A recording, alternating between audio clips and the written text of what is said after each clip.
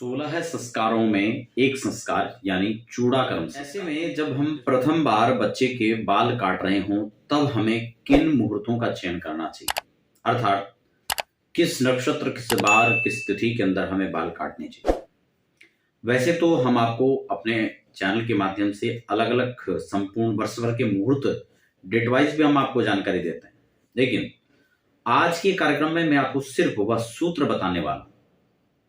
कुछ खास बातें यहां पर मैं आपको बताने वाला हूं। देखिए, सबसे पहले तो अगर लड़का है तो हमें विषम मास के अंदर चूड़ाक्रम करना चाहिए, जैसे कि 3 वर्ष में, फिर 5 वर्ष में, 7 वर्ष में, इस तरह से। लेकिन वहीं अगर लड़कियां होती हैं, बालिकाएं होती हैं, तो कई बार वो वर्ष भर की प्रतीक्षा ना करके कुछ महीनों के बाद ही बाल काट देते हैं, तो उसे विषम महीनों में काटना चाहिए। उसके अलावा कुछ उसमें बहुत विशेष चीजें हैं, ये नहीं कि सिर्फ हमने डेट सर्च कर लिया, हमने उसी दिन काट लिया। कुछ चीजें यहां पर हैं, जैसे कि जन्म पत्रिका में जो हमारी चंद्र कुंडली होती है, उससे आप देखिए कि गोचर के चंद्रमा, मान लो आज का जो चंद्रमा है वो हमारी राशि से कहां पड़ रहा है, इस चीज को ध्यान देना चाहिए।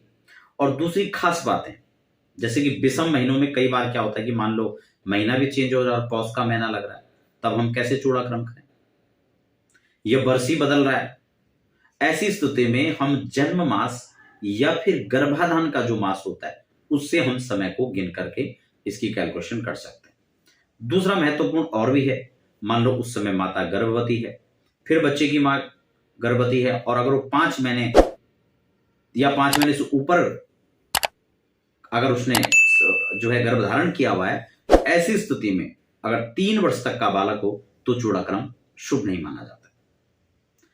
ऐसी स्थिति में अगर 5 वर्ष से ऊपर का बालक हो या 5 वर्ष का हो तो चूड़ाक्रम किया जा सकता है, लेकिन अगर उससे कम का बालक हो और 5 वर्ष से ऊपर का प्रेग्नेंट यदि महिला है तो फिर ऐसे में बच्चे का जो संस्कार है उसको नहीं किया जा सकता है।